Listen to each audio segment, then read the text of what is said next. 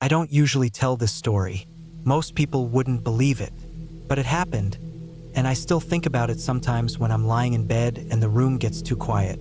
It happened a few years ago, sometime around late September. The weather had just started to cool, and the air smelled like dying leaves. I had some time off work and decided to use it to go hiking alone. I'd done a few solo hikes before, mostly short overnight trips, but this time I wanted something longer. I'd planned a 4-day loop in a remote area of the mountains that wasn't too popular, about 6 hours away from where I lived. The trailhead was off a dirt road that cut through thick forest. I'd parked my car near a small clearing, signed into the old trail registry box with the little notebook inside, shouldered my heavy pack, and started the hike. The first day was hard but peaceful. No other cars were parked at the trailhead, and I didn't see another person the entire day. The air was cold enough to keep the bugs away, and the trees were quiet. I set up camp near a small stream just before sunset, filtered some water, ate a cold dinner of trail mix and jerky, and crawled into my sleeping bag before the sky had even gone completely dark. That night was quiet. No animals came close, no wind, no strange noises. I slept pretty well for being on the ground in a tent. Day 2 started early. I was on the trail before the sun broke through the trees. I had about 12 miles to go with some elevation gain, so I wanted to get ahead of it. The trail followed the ridge of a wide valley and then cut down through a bunch of switchbacks into the deeper forest. It was around midday when I noticed the first weird thing. I'd stopped to eat a granola bar near a large rock outcropping, just sitting on a flat stone with my pack beside me, when I saw something strange about 50 feet off the trail, deeper into the trees. It looked like a pile of rocks, maybe 3 feet tall. Not that weird at first. People sometimes make cairns. But this one looked placed. Like each stone was set in a deliberate way, too smooth, almost like someone spent real time stacking them to look unnatural. I didn't walk closer. I just stood up, took a few photos with my phone, and moved on. I've seen weird things in the woods before. People do strange stuff. I didn't feel scared, just slightly off, like a little static in the back of my mind. By late afternoon, I reached the edge of the creek I'd planned to camp near. It was shallow, maybe knee-deep, and full of clear, cold water. I crossed it, set up camp on the flat area beyond, and went about my routine. It was colder that night. I wore my extra layers and boiled water for a hot meal. While I sat eating from my metal cup, I thought about that rock pile. Something about it kept coming back to me. It wasn't the shape or the location, it was the way it looked intentional. Almost like it was watching, even though I knew that made no sense. The night passed quietly again. I didn't hear anything strange, no branches breaking or footsteps outside the tent. But I woke up once, for no reason, and had trouble falling back asleep. My body was tense, like it knew something my brain hadn't caught up to yet. I lay still and listened. Nothing, just silence. I eventually drifted off. The third day started fine. I felt rested, and the cold kept me moving. I had another long hike ahead of me, almost 14 miles, with a steep climb toward the end. The forest here was thick. Moss grew on everything. The trail was barely visible at times, just a narrow footpath winding through underbrush and between fallen trees. I kept my GPS map open on my phone just to be safe. Around late morning, I noticed something again. Another pile of rocks. This one was smaller and closer to the trail. It hadn't been there before, I was sure of it. I'd have noticed it, especially in that spot. The worst part? It looked almost exactly like the first one. Same shape, same size stones, same weird smoothness. I stopped walking. My heartbeat picked up a little. I looked around. The woods were still and empty, but I felt watched, not just paranoid. It was like a pressure, like something was hiding just out of sight. I kept moving, faster now. I didn't want to stop. Every branch crack made me look over my shoulder. I tried to calm myself down. Told myself maybe it had been there all along, or someone else had hiked through here. But I hadn't seen a single soul for 2.5 days. No fresh boot prints, no broken branches, no sign of anyone. At one point in the afternoon, I stopped to pee off the trail behind a tree. When I came back to the path, maybe 3 minutes later, there was a small stone sitting right in the center of the trail. It wasn't there before. It looked like the same kind of stone from the piles. My stomach dropped. I spun in a slow circle, eyes scanning the woods. Nothing. I couldn't hear anything but wind in the trees. No birds. No animals. I left the stone alone and kept hiking. That night I made camp early. I picked a wide, open area near a ridge so I could see in all directions. No trees too close. I didn't like the idea of someone or something watching from the woods. I even set up a tripwire using some paracord and my cook pot. If anything walked up, I'd hear it. That night I barely slept. I laid in my sleeping bag, staring at the ceiling of the tent, listening. Around 2 a.m., I heard something. A crunch. Then another, light like a footstep. I held my breath. Another step. Then silence. I waited, hand gripping my knife. But the cook pot didn't rattle and nothing touched the tent. I stayed still until the sun came up. My body hurt from how tense I was. When I finally unzipped the tent, the first thing I saw was a small stone, sitting just outside the flap. Same kind, same shape, placed like a marker. I didn't even eat breakfast. I packed up in a rush and started hiking. I had one more day to go, about 10 miles, but I wanted out. I felt like I wasn't alone out there. Not anymore. I kept looking behind me, checking the trail, checking the woods. Every sound made me flinch. My stomach was in knots the whole time. About halfway through the day, I saw it again. A shape in the trees. Not an animal. Person. Far off, maybe 70 yards away, standing behind a dead pine. I only saw them for a second, just a shoulder and part of a head. But they moved. Not toward me, just away. Quiet. Careful. Like they didn't want to be seen. I froze. My throat went dry. I waited, staring at the spot. Nothing moved again. I started moving faster, almost jogging at times, even with the heavy pack. I didn't want to be in those woods anymore. I just wanted to get back to the trailhead, get in my car, and leave. I didn't stop to rest. I didn't stop to drink water. I didn't even stop when my legs cramped up. I pushed through it, sweating and shaking, heart pounding the whole time. I kept checking behind me, but nothing was there. When I finally saw the small wooden sign that marked the last mile back to the parking area, I almost cried. The trail widened there, and the trees thinned out. I pushed through the last stretch, breathing hard, trying not to panic.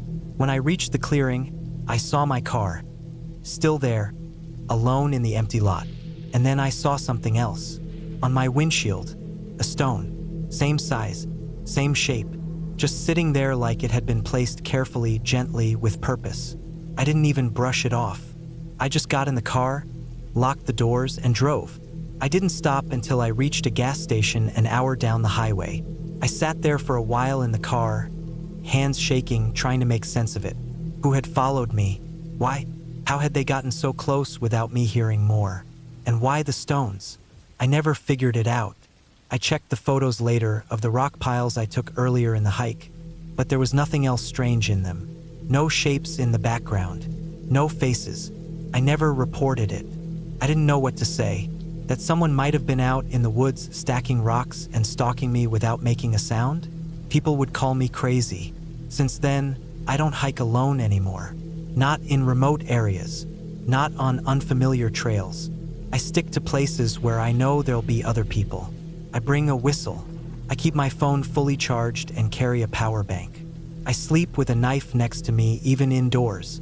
I still think about the stones sometimes, how carefully they were placed, how quiet it all was, and how I never once saw who was doing it.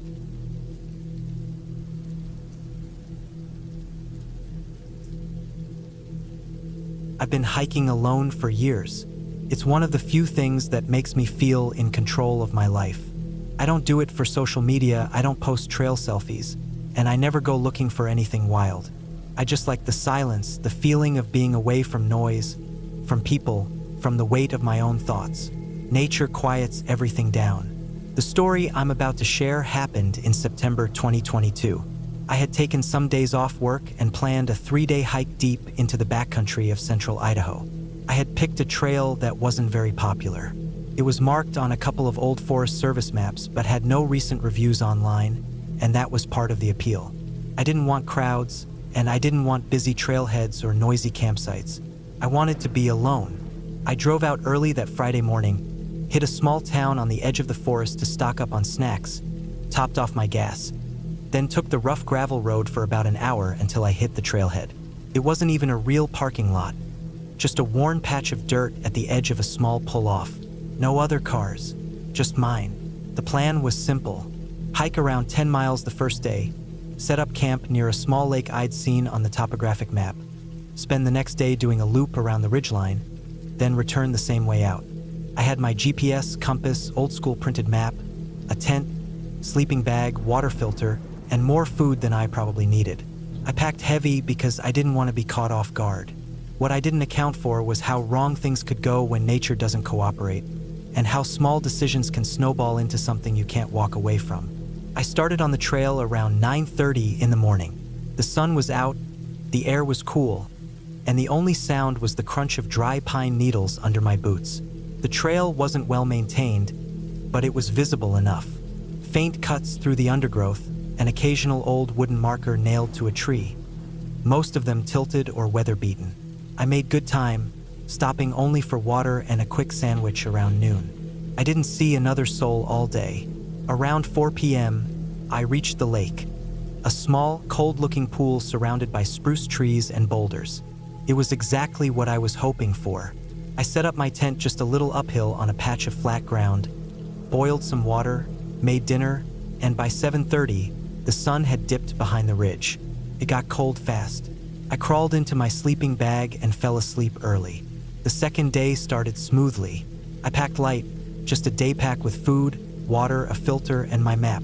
I left my tent and most of my gear at the lake, planning to make a full loop along the ridgeline and return before sunset. The trail split a few miles from camp, one fork heading west and curving up toward the ridge, the other descending into a valley. I stuck to my original route, followed the ridge, and made it to the high point by midday. The view was beautiful layers of jagged hills, forests stretching for miles, untouched and silent. I stood there for a long time, just watching the wind move through the trees below. That's probably when I should have turned back. But I didn't.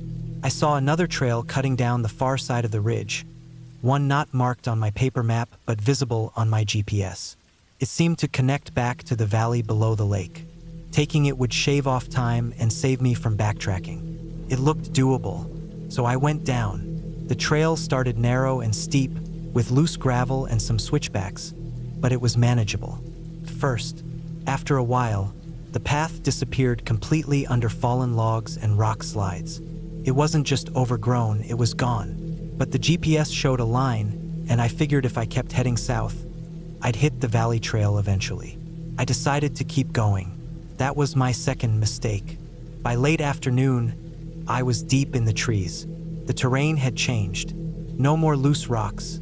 Now I was weaving through thick underbrush, hopping over fallen logs, slipping on moss.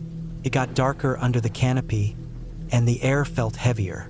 I kept moving, trusting the GPS and occasionally checking my compass to make sure I was still heading south. Around 4 p.m., I twisted my ankle. It wasn't a break, but it was bad enough.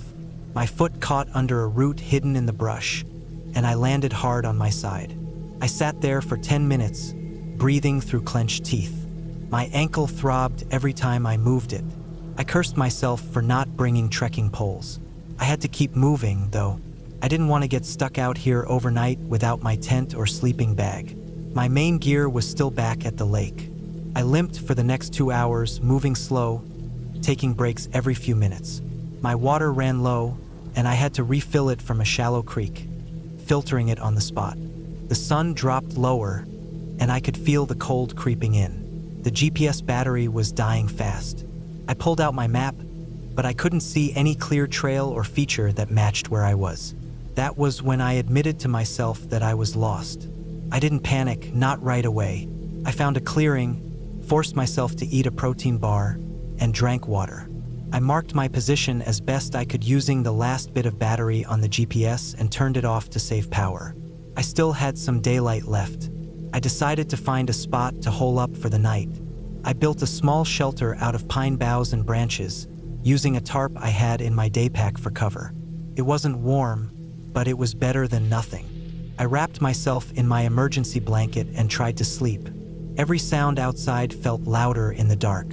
Twigs snapping, leaves crunching. I don't know if it was animals or just the wind, but I barely slept that night. The next morning, my ankle was worse. Swollen, stiff, painful, but I had no choice. I got up, packed my gear, and tried to move downhill. I figured if I could reach the valley floor, I might find water or even cross a trail. I spent the entire day moving a mile, maybe less. Every step was painful. I had to use a thick branch as a crutch. By late afternoon, the sky clouded over and rain started to fall. Light at first, then heavy. Everything turned slick. I slipped twice, soaking myself through. My clothes clung to my skin. I found a rock overhang to crouch under and waited out the storm, teeth chattering. That night was the worst. No fire, no warmth. Just wet clothes, a damp tarp, and a cold ground. I thought about my family. I thought about how no one even knew the exact route I had taken since I changed plans at the last minute. I had signed into the trailhead log, but that wouldn't help much now. The next morning, I was weaker, hungry, exhausted, and sore. My ankle had ballooned. I could barely stand. I crawled part of the way. I started yelling now and then, not out of panic, just a desperate hope someone might be nearby. But no one was. Midday, I found what looked like a path. A faint depression in the grass, maybe an old animal trail, maybe an overgrown human one. I followed it. It wasn't on the map, but it went downhill, and I followed anything that went down. My hope was that it would lead to water or maybe cross a bigger trail. That evening, I spotted something that stopped me cold. A faded plastic water bottle. It was crushed and sun-bleached, but it was human trash. That meant someone had been here. I pushed forward with renewed energy, limping, crawling, dragging myself forward. Just before sunset, I heard something that made my heart race. A sound that didn't belong to nature. A low mechanical buzz. I climbed a small rise, and on the other side, I saw it. A dirt road. Not a trail. A real, usable road. I scrambled down, tears in my eyes, and collapsed at the edge of it. I waited, too tired to move. Maybe 30 minutes passed before I heard tires crunching on gravel. A pickup truck rounded the bend, and I stood up, waving both arms. The driver stopped and stared at me like I'd come from another planet.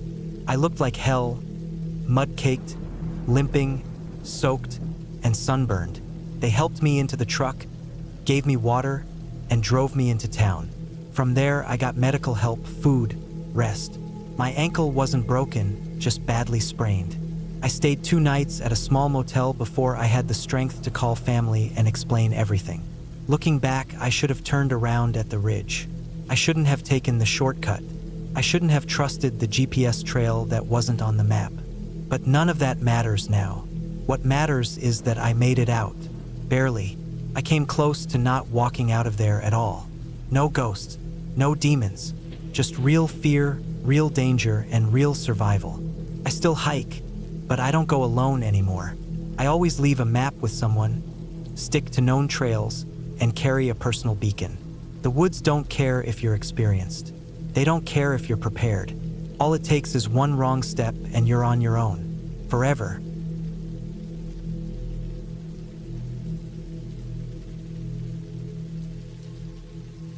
I don't usually talk about this hike, but I still think about it almost every day. Not because it was some kind of near-death experience or anything flashy like that. It was more subtle, more draining. It messed with me in a quiet way that doesn't go away. It made me realize how quickly things can spiral out of control when you're far away from help, and how sometimes you don't need monsters or strange creatures to feel scared. Just nature, poor judgment, and time working against you. It happened in late September a few years back. I was living in western Montana at the time, working as a freelance graphic designer. My schedule was flexible, so I spent a lot of my time hiking, camping, or just getting lost in the woods. I always preferred solo hikes. Something about being alone out there made me feel more grounded, more real. I liked the silence, the simplicity of it. I also thought I was pretty experienced by that point. I had a decent pack, a satellite beacon, a topographic map, and a strong sense of direction. I knew how to handle myself in the backcountry, or at least I thought I did. I had read about an old, somewhat forgotten trail in the Bitterroot Mountains. It didn't appear on most of the common hiking apps or maps anymore, but I found a few mentions of it in old forum posts. A narrow ridgeline path that connected two old fire lookouts, both of which were abandoned decades ago. The full loop was about 19 miles, according to what I gathered. Not overly long, but rough terrain and no clear maintenance for at least 10 years. That's what drew me in. The isolation, the overgrowth, the idea of following a route that barely existed anymore. I set out early on a Wednesday morning. I didn't tell anyone where I was going, which was stupid, but not unusual for me. I like to go off-grid for a couple of days without checking in. I had my Garmin in reach if anything serious happened, but in my mind, that was just a last resort. I packed enough for 3 days' food, extra water, stove, layers, first aid, the usual stuff. Weather was dry and cool with no storms in the forecast. I parked at a makeshift trailhead off a forest road that was barely drivable, locked my car, and headed into the trees. The first part of the hike was fine. Dense forest, mostly uphill, a lot of loose rocks and blown down trees, but nothing I hadn't handled before. I didn't see a single other person that entire first day. No footprints, no wrappers, no human sign at all. Just a lot of deer tracks, the occasional bear print, and thick moss swallowing the trail.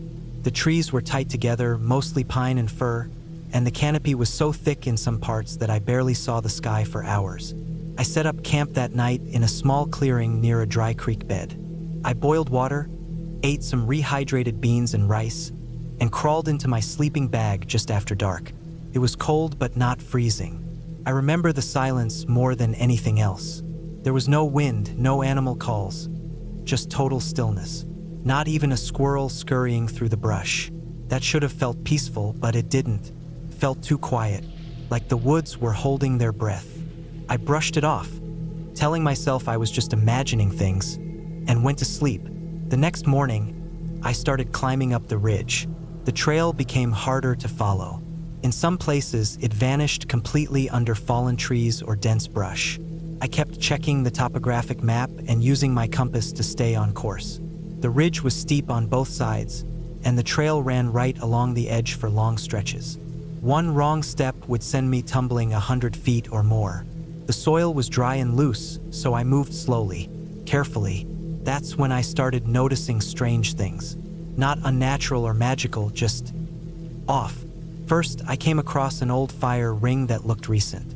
Not fresh, but maybe a week or two old. Still blackened. No one was supposed to be out here. There were no permit stations, no active trails nearby. But someone had been there. I kept going and tried not to think about it too much. Later that afternoon, I saw a blue tarp way down the slope, almost invisible through the trees. It looked like it had collapsed or been buried by snow and time. Part of it flapped in the breeze. I thought about checking it out, but it was too far and too steep. Besides, I didn't want to leave the ridgeline and lose the trail. That second night, I camped near what I guessed was the midpoint of the loop, just before the second abandoned lookout. I never found the lookout itself, just the remains of old support beams poking out of the ground. Maybe the rest had rotted away. There were more signs that someone had been there before me.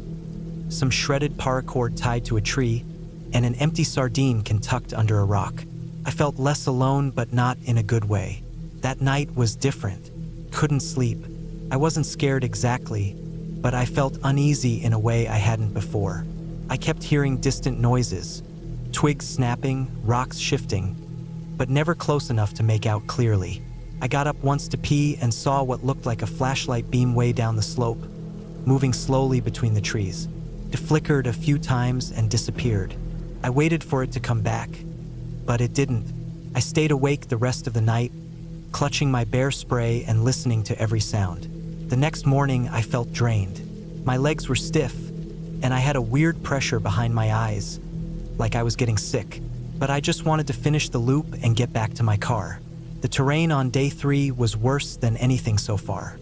The trail dropped sharply, then rose again in a series of steep switchbacks that had mostly eroded away. I slipped more than once. At one point, a branch smacked me across the face and tore the skin just below my left eye.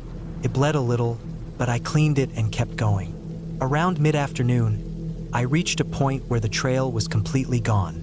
The map showed a path curving around a rocky outcrop, but all I saw was sheer drop-off and broken scree. I tried to climb across, thinking maybe the trail picked up on the other side, but my boot slipped and I nearly fell. I caught myself, but my right knee slammed hard into a rock. I yelled out, more from shock than pain. When I looked down, my knee was already swelling. I couldn't fully bend it. The thought hit me like a wave. I was miles from my car, with no clear path, injured, and already low on water. I sat down and ate a protein bar while trying to think. My GPS still worked, and I had about 5 miles left, according to the route I'd plotted. I figured I could bushwhack my way down into the valley, where the terrain looked flatter, then follow the creek back toward the road. It wouldn't be easy, but it seemed better than backtracking the whole ridgeline. So I left the trail completely and started moving downhill through thick forest. The brush was brutal, dense, tangled, and full of hidden holes and slick rocks. My knee throbbed with every step. I had to stop often just to rest and catch my breath. The sun dipped lower, and the light took on that golden hue that always feels more like a warning than a comfort. I didn't reach the valley floor before dark. I got turned around somewhere and ended up near a steep ravine. I could hear the creek below, but I couldn't see it. I had no choice but to stop and camp again. I didn't even bother with the stove, just ate a dry granola bar and crawled into my sleeping bag, still half-dressed. That night was worse than the others. It was colder, and I kept thinking I heard footsteps around my tent. Not animals, heavy, deliberate. But when I peeked out with my headlamp, there was nothing, just trees and mist. By morning, I'd made up my mind. I was done. I just wanted to get out.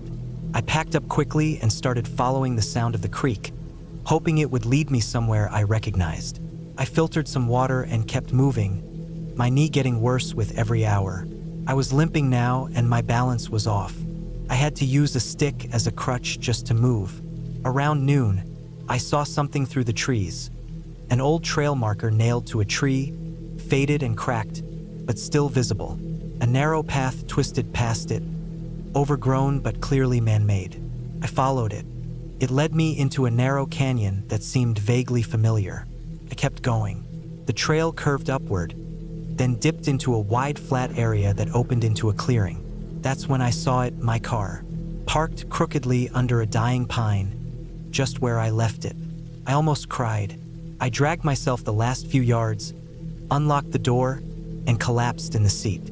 My hands were shaking so badly I could barely get the key into the ignition. The engine started on the first try. I drove slowly down that awful forest road, heart pounding the whole time, expecting something to go wrong. But nothing did. When I got back to town, I checked myself into urgent care. The knee wasn't broken, but it was badly bruised and sprained. I was dehydrated, scraped up, and had lost nearly 7 pounds in 3 days. I told the nurse I'd gotten lost while hiking. That was it. No more details. I didn't want to explain it. I didn't even want to think about it. I still don't know who built that fire ring, or who tied the paracord, or who left that flashlight beam moving through the trees. Maybe it was just another hiker. Maybe someone was squatting out there, living off-grid. Maybe it was nothing at all, just my mind playing tricks on me. But something about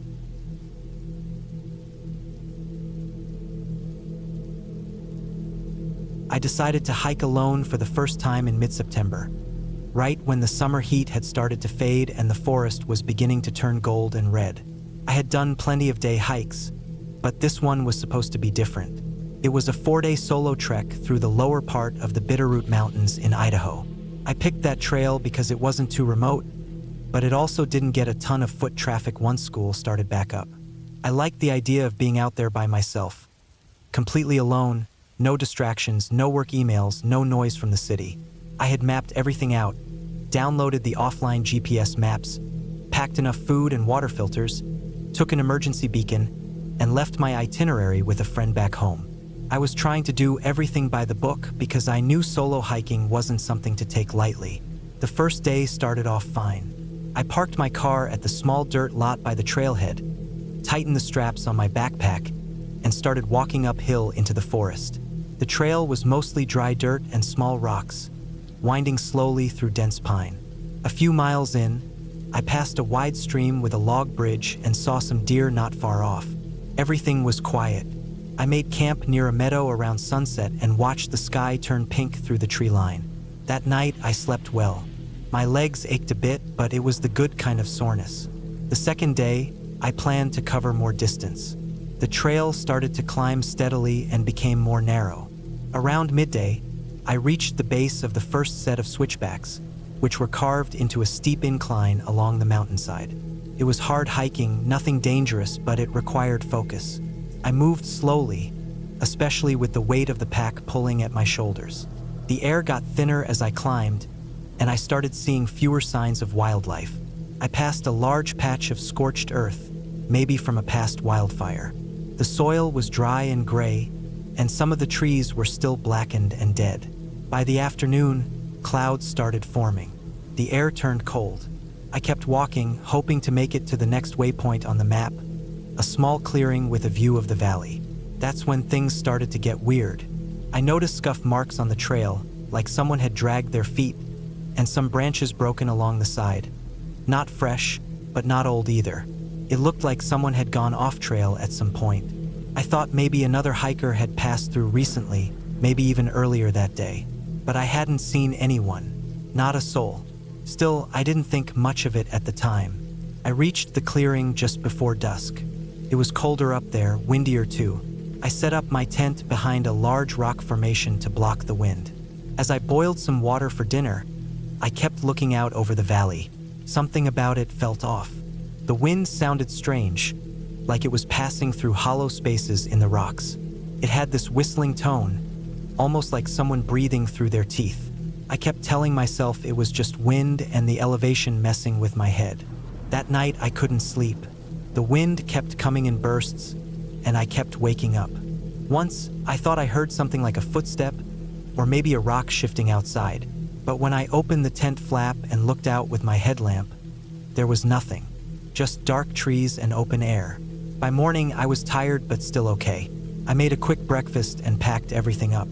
I felt jumpy, but I brushed it off as nerves. Solo hiking wasn't supposed to feel completely safe all the time. That's kind of the point. It forces you to rely on yourself. The third day was when everything started falling apart. It began with the trail disappearing. Not completely, but gradually. The dirt path became more rocky and broken. The markers were spread further apart, and I kept stopping to make sure I was still following the route on my GPS. Then the terrain started sloping downward in this weird way, like the mountain had sunk in places. There were large cracks in the ground, fallen trees across the path, and whole patches where the forest floor had collapsed into shallow sinkholes. I had to climb over boulders and weave through tight spaces just to stay on the trail. Around mid-morning, I came across something that made me stop cold. It was a backpack, torn, dirty, and old, faded blue. It was off the trail by about 10 feet, near the base of a tree. I looked at it from a distance for a while, trying to decide if I should go near it. Eventually, I did. The zippers were broken, and one of the straps was nearly ripped off. There were no tags or names. Inside, I found a crushed water bottle, an empty can of chili, a soaked notebook with the pages torn out, and a broken compass. There was no sign of a person, no sleeping bag, no tent, nothing else. It looked like someone had abandoned it in a hurry. That's when I started to feel real fear. It wasn't just about the gear, it was the silence. The kind of silence that feels heavy, like the forest itself is holding its breath.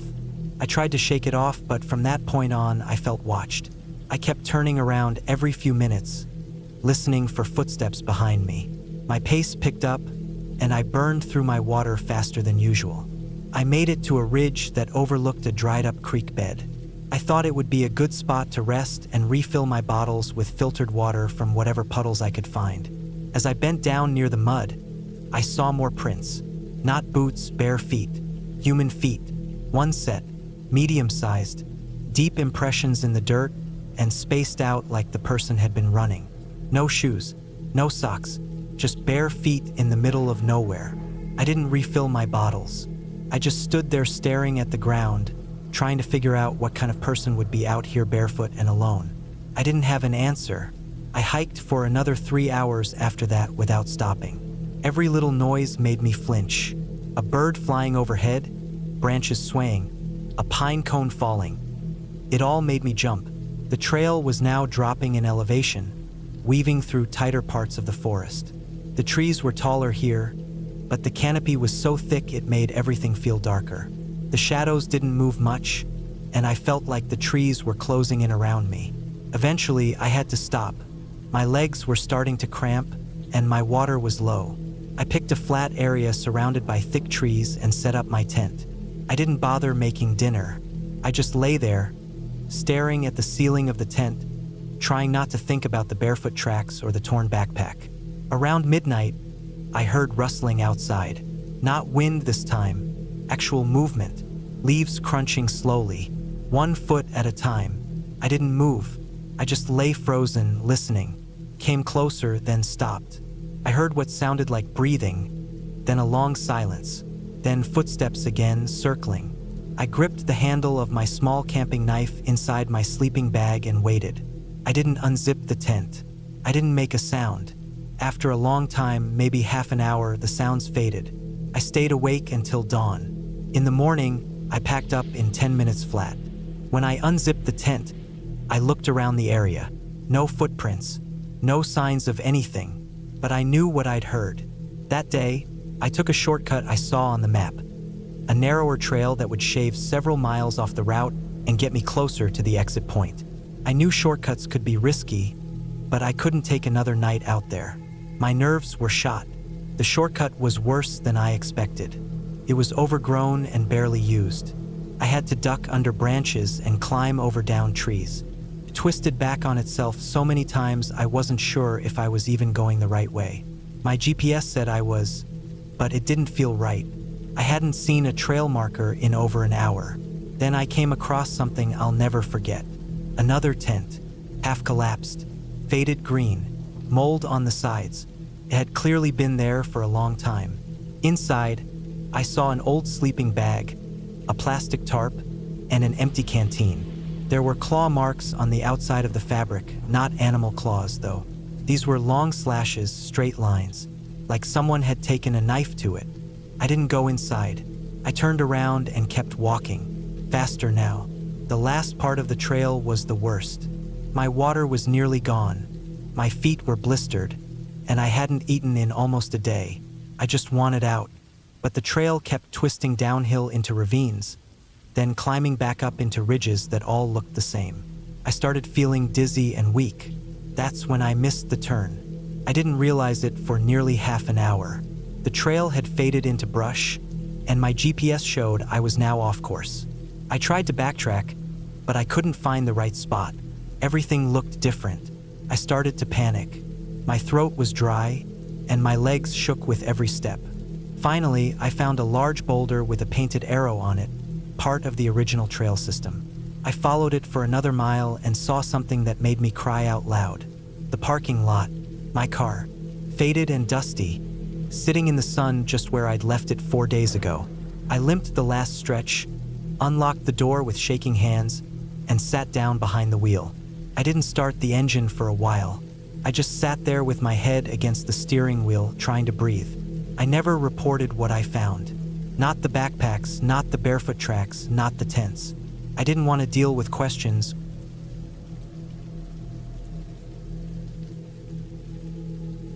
I've been hiking alone for years.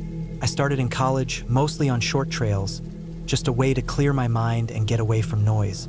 Over time, I started going on longer hikes. I liked the peace of it.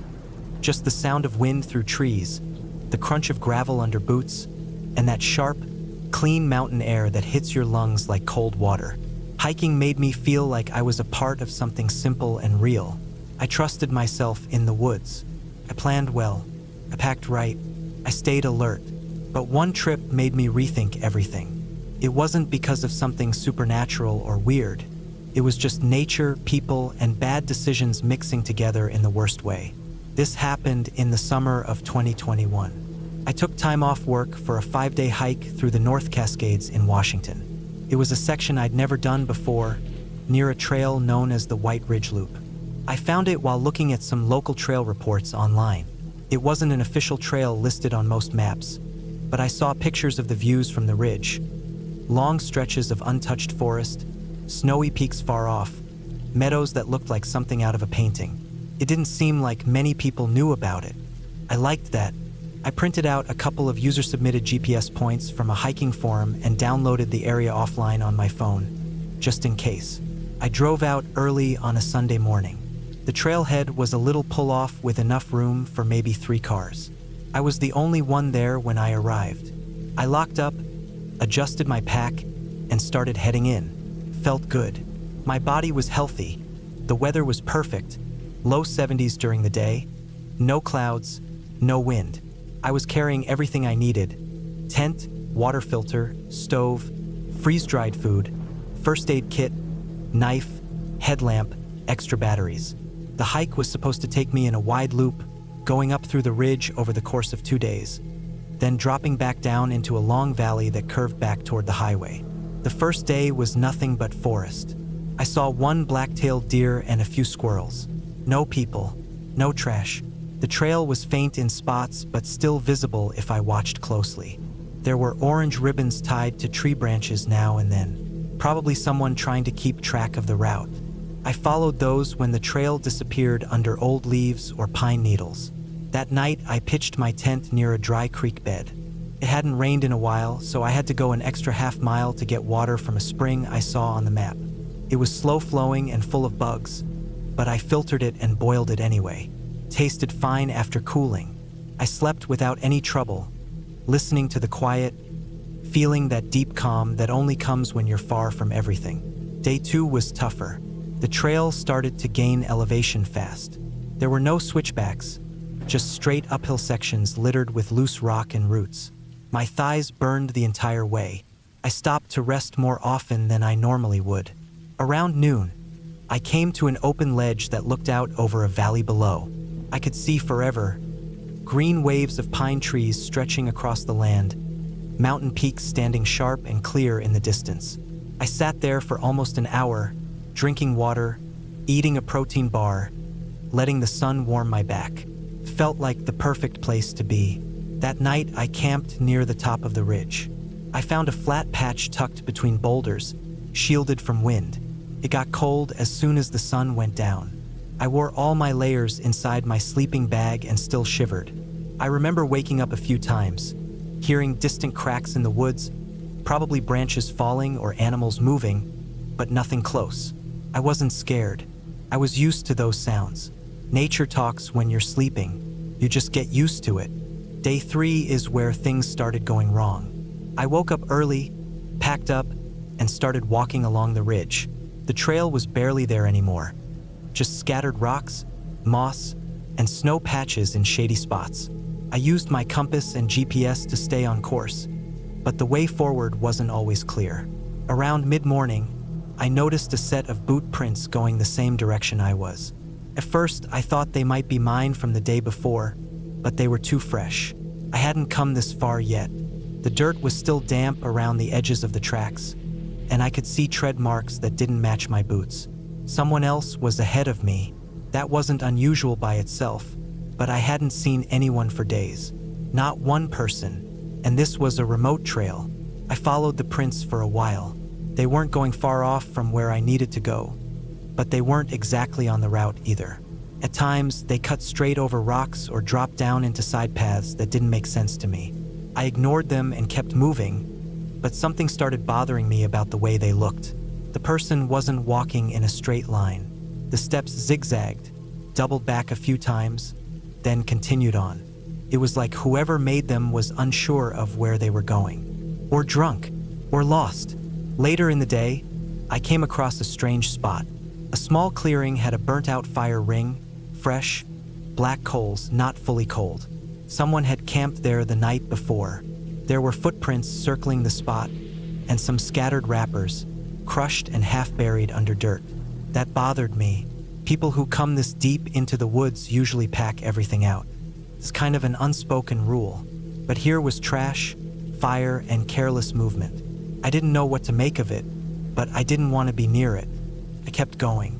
By late afternoon, I slipped on a section of loose shale and twisted my ankle.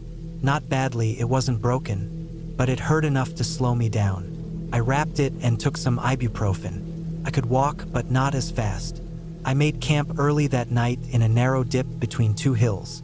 The sun was still up when I stopped, but I didn't want to risk pushing farther and getting stuck somewhere I couldn't set up a tent. The pain in my ankle throbbed with every step. I was 2 days from the trail's end and a full day from the halfway point where I had marked the only possible bailout route.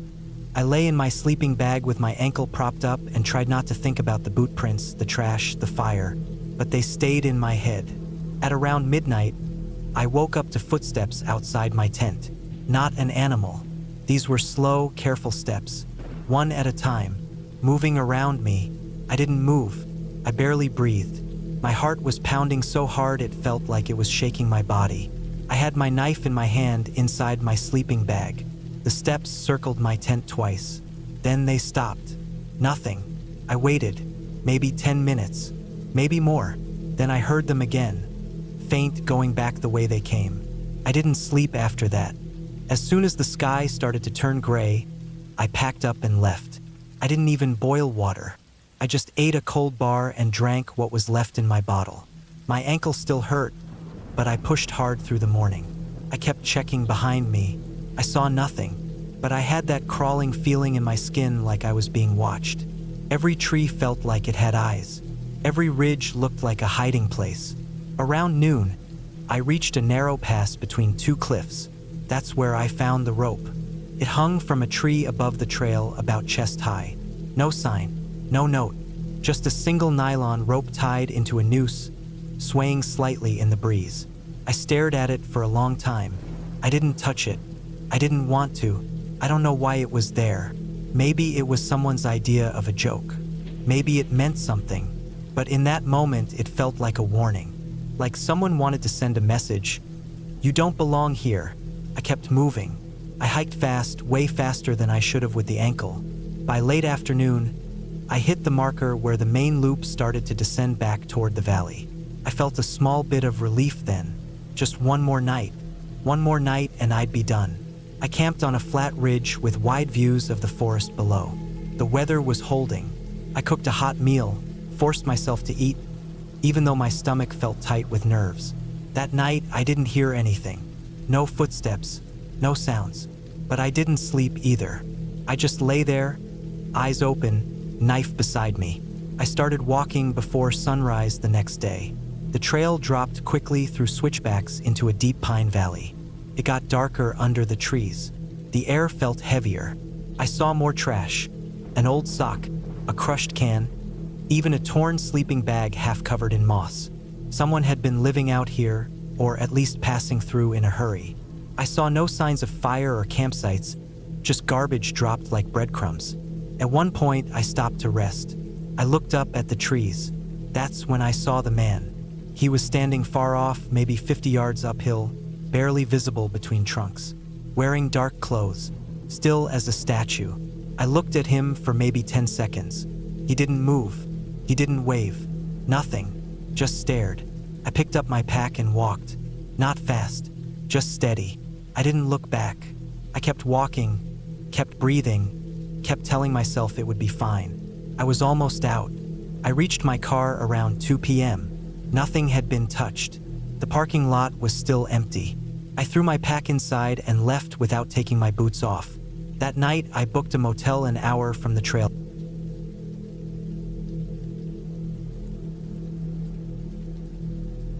I've always liked being alone in the woods. It's quiet, the air feels cleaner, and there's something peaceful about knowing there's no one else for miles. I used to do weekend hikes all the time before life got too busy, but a few months ago, I decided to go on a longer solo hiking trip again. I took a week off work, packed everything I thought I'd need, and drove out to a remote area of the Rockies I hadn't explored before. I didn't choose anything extreme. It wasn't like climbing a mountain or going through some thick jungle. It was just a long, winding trail through forests, small valleys, and a couple of exposed ridges. Most of it wasn't marked by signs, but I had the GPS maps downloaded, and I brought a compass just in case. I planned to hike in for 3 days, spend a night at the farthest point, then hike back out over the next 2. The first day was calm. I got there early, left my truck in a small parking area at the edge of the forest, and locked everything up. I double-checked the pack, the tent, the food. Everything was where it should be. The trail started out wide, the ground packed down by years of hikers and hunters. The sun was bright but not hot, and the shade from the trees kept things cool. It felt good to be out there again. By evening, I'd made it to my first planned campsite. It was just a flat patch near a creek, about 10 miles in. I set up the tent, made some instant noodles on my small stove, and sat back against a rock while I ate. I didn't see anyone all day, and I didn't expect to. That's why I picked this trail. The second day started off fine too. I broke down camp, packed everything neatly, and started hiking again by 8 a.m. The trail narrowed a bit, going steeper in some areas and winding through thicker forest. I was watching for tracks and signs, not because I was afraid, but out of habit. I grew up around woods, so I liked knowing what animals were nearby. I saw signs of deer, maybe a fox, and once a bear print that didn't look too fresh. By afternoon, I got to a more open area. The forest thinned and the trail followed the side of a long slope. To my right, trees dropped down into a deep valley. To the left was a steep hill covered in rock and scrub. I stopped to drink some water and eat a snack. That's when I saw something weird. It looked like a small shoe print, but it wasn't in the trail. It was off to the left, maybe 15 feet up the slope, almost hidden between rocks. I walked up to look at it. It was definitely a shoe print, not a boot either. It looked like a sneaker, maybe a kid's size. It didn't make sense to me. There weren't any other prints leading to it, just this one. I figured maybe it was from someone sliding or stepping off trail for a second, though I couldn't tell why anyone would be walking up here in sneakers. I kept going. The print stuck in my head, but I didn't think much more of it until later. I made camp again that night, deep in the woods. I was a little more than halfway to my planned turnaround spot. There was no campsite marked on any map, but I found a flat area near a dry creek bed. I pitched my tent, ate again, and tried to sleep. But that night, I couldn't get comfortable. I kept thinking about that print, and then I started hearing things. It wasn't animals moving around. I know what that sounds like. This was like steady movement, like steps, but not close, just far enough that I couldn't be sure what direction it was coming from. I stayed in my sleeping bag and tried not to let it get to me. I told myself it could be a deer walking around or even just trees creaking. It was a cold night, so things shift when they contract. That's normal. When I woke up in the morning, I checked around the tent. There weren't any tracks nearby, just squirrel prints and some birds. I packed up and moved on, but something about the whole area felt different now. I wasn't as relaxed. Every sound made me stop and look. The trail got tighter and a little more overgrown. There were fewer landmarks, and the GPS was taking longer to update. I had to check my compass a few times. Late that afternoon, I reached the edge of a steep ridge. It wasn't the one I had planned on stopping at, but I was tired and wanted to set up camp before dark. I found a flat area under some old pine trees and dropped my pack. I didn't feel great about it, but I needed the rest. That night, something woke me up. I don't remember any dreams. I was just suddenly wide awake, heart pounding, lying completely still in my sleeping bag. I didn't know why at first. Then I heard something. It sounded like breathing, not mine, not an animal huffing or moving through the brush. It was steady and close. I didn't move. I just lay there and listened. After what felt like forever, it stopped. I waited maybe 15 minutes before unzipping the bag. I reached for the flashlight and turned it on, shining it through the tent fabric. I didn't see anything. I unzipped the door and looked around. Still nothing, but I didn't sleep again after that. I stayed up and waited for dawn. As soon as it was light, I packed up and decided to start heading back. I was supposed to hike one more day before turning around, but I'd had enough. I wasn't scared exactly, but something wasn't right and I didn't want to be out there anymore. The hike back started fine. I made it halfway back by noon and stopped for a short rest. That's when I noticed something else. A tree near the trail had what looked like scratches on it. Not animal claw marks, but long, thin gouges that ran straight down, almost like someone had taken a knife or sharp rock and dragged it. I'd walked this way already, and I hadn't seen that before. I moved quicker after that. I stopped looking at the trees or tracks and just kept my eyes forward. I wasn't even taking long breaks anymore. I just wanted to get out. But that night, I had no choice. I had to stop. I set up my tent in a thick cluster of trees, hoping the cover would make me feel better. Didn't. I barely ate. I just sat there until it was dark, then crawled into the tent. I kept the flashlight in my hand and stayed awake again most of the night. I heard something walking nearby around 2 a.m. It sounded like slow steps again. Not a bear, not an animal. It was heavy and careful. It circled the tent once, maybe twice. Then nothing. I didn't open the tent. I didn't even move. I just waited. By morning, I packed up faster than ever. I checked for prints around the tent, but the ground was too hard. I couldn't see anything. I started hiking and didn't stop for hours. When I finally made it back to the parking area, I didn't relax. My truck was still there. Nothing broken. I threw my gear in the back and got inside.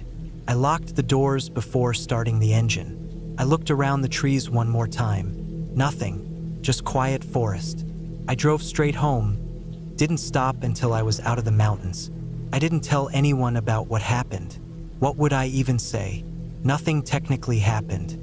No one chased me, no one attacked me. I didn't see anything clearly. But it didn't feel right. Something or someone was out there. I felt watched, followed, and I'm not going back. It's been a few months since that trip. I've been on short hikes since then. Nothing deep, nothing remote. I always go where other people go now. Trails with signs and benches and trash cans. I still love the woods, but I won't be alone in them anymore. Not after that. Because no matter how quiet it gets out there, no matter how empty it looks, I know now that sometimes something else is out there too. And it doesn't want to be seen. It just wants you to know you're not alone.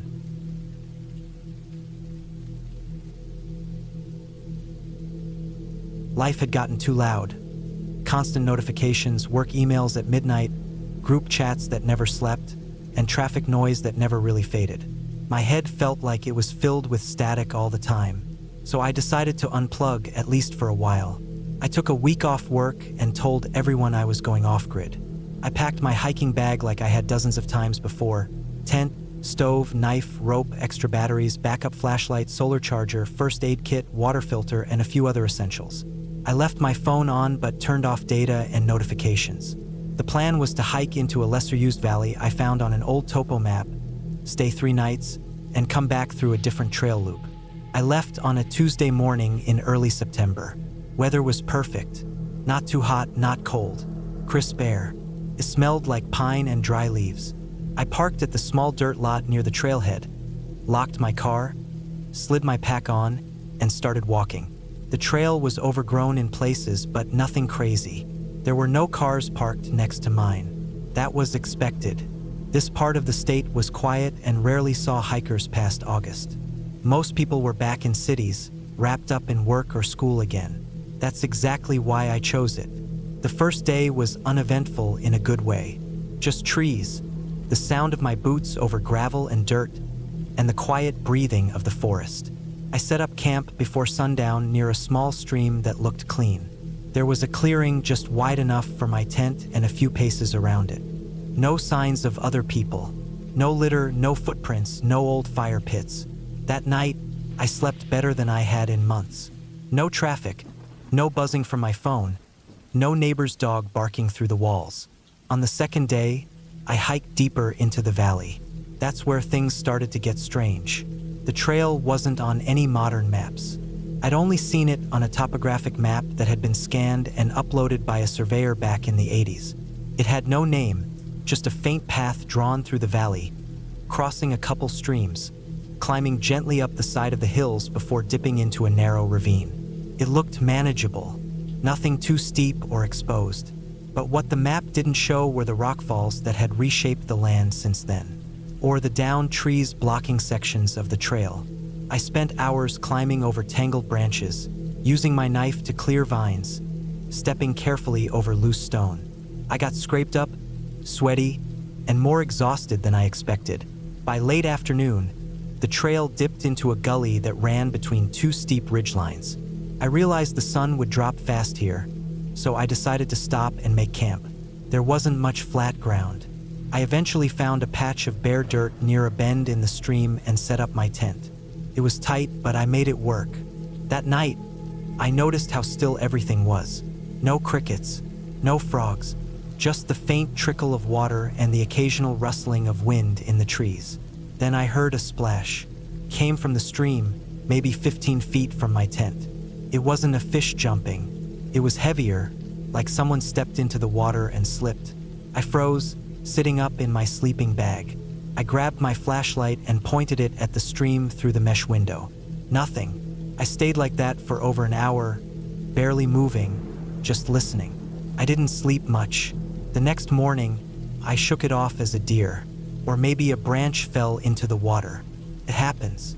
I'd been hiking for years and heard plenty of weird sounds in the woods that turned out to be nothing. I ate a cold breakfast, broke camp, and started moving again. But the trail was even harder to follow now. It twisted and disappeared under brush. The land felt wrong too, uneven in a way that didn't match the topo lines on the map.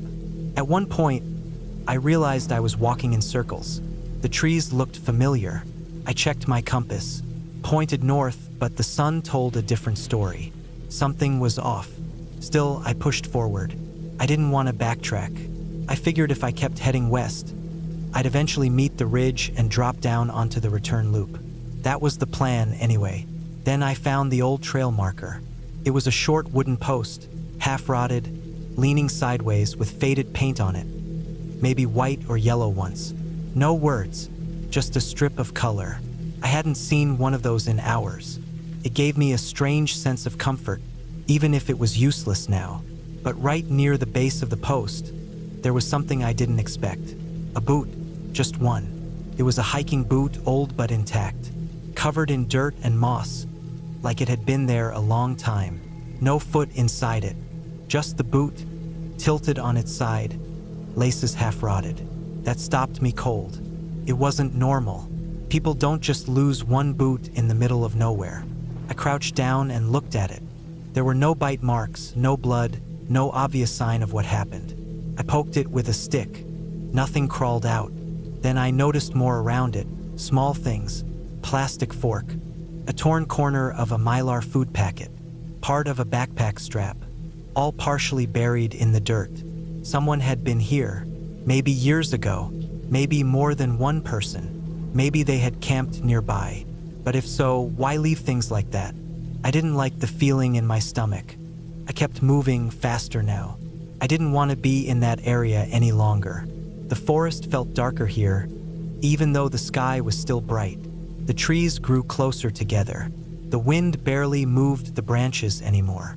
It took me 2 hours to find higher ground. I climbed a steep slope and sat on a flat rock near the top to catch my breath. From up there, I could finally see part of the valley spread out below. And that's when I saw it. Not far down the ridge was a cabin. It looked small. The roof was mostly intact. The walls were made of dark logs. I could barely make out the outline through the trees, but it was there. No trail led to it, at least not from where I stood. I hadn't seen any reference to it on any maps. It didn't look like a ranger station. It didn't look new. More like a hunting cabin, maybe abandoned. I had two options: either hike down toward the cabin and see if there was a more visible trail nearby, or try to bushwhack north until I found the loop trail that should cut through that direction. But I was low on energy, and honestly, I just wanted to rest somewhere that wasn't the cold dirt next to a stream. So I went toward the cabin. Getting down the ridge wasn't easy. I slipped twice and scraped my knee. Thorns tore at my sleeves. But eventually I got to a narrow clearing and saw the cabin up close. It was older than I thought. The wood was cracked in places, and moss covered one entire wall. There were no signs of recent use. No smoke from the chimney, no stacked firewood, no tire tracks or boot prints. I walked around it slowly, The door was closed. No lock on it, just a rusted latch. I didn't want to go in. Every part of me said not to, but I was tired, and part of me thought maybe there'd be a map inside or some clue to where the trail went. I pushed the door open, creaked like something out of a movie. Inside, it smelled like rot and dust. The floor was wooden planks sagging in the middle. There was a metal-framed bed in the corner with a moldy mattress, a table with a broken leg, and shelves with old jars that had turned black inside. No light came through the windows, they were covered with grime. On the table, I saw a folded paper. I picked it up. It was a page torn from a notebook. There was no writing on it, just a hand-drawn map. Simple lines, a stream, a ridge, and a large X over a part of the valley. It didn't look like a rescue map, more like someone marking something they wanted to hide. That's when I noticed the rope nailed to the wall. It wasn't coiled like someone stored it neatly. It was looped like a noose. I backed out of that cabin as fast as I could. I didn't sleep that night. I made camp farther up the ridge, far from the cabin. I didn't light a fire. I didn't eat. I just lay in my sleeping bag, holding my knife in one hand and my flashlight in the other. I kept thinking about that boot, that rope, that X on the map. Someone else had been here, and they didn't leave. The next morning, I packed up before dawn. I decided to hike due north until I hit the loop trail or any sign of human activity. I didn't care how far it was. I just wanted out. Hours passed. No trail, no signs, just endless trees and rocks and more silence than I could stand. Then I saw the pile. It was hidden under branches. A mound of old gear, tents, sleeping bags, cooking pots. Torn, broken, rusted, and bones. Not many, just a few. A femur, a cracked skull, a jawbone with teeth still in it. I didn't scream, couldn't. I just started running. I don't know how long I ran. I tripped more than once, cut my palms on rocks, tore my pants. But eventually, I stumbled out onto a trail, a real trail, a well-worn one with fresh footprints and a trail marker nailed to a tree. Blue paint. I didn't care where it went. I followed it. By dusk, I saw the roof of a ranger station in the distance. I don't remember much after that. I think I passed out near the steps.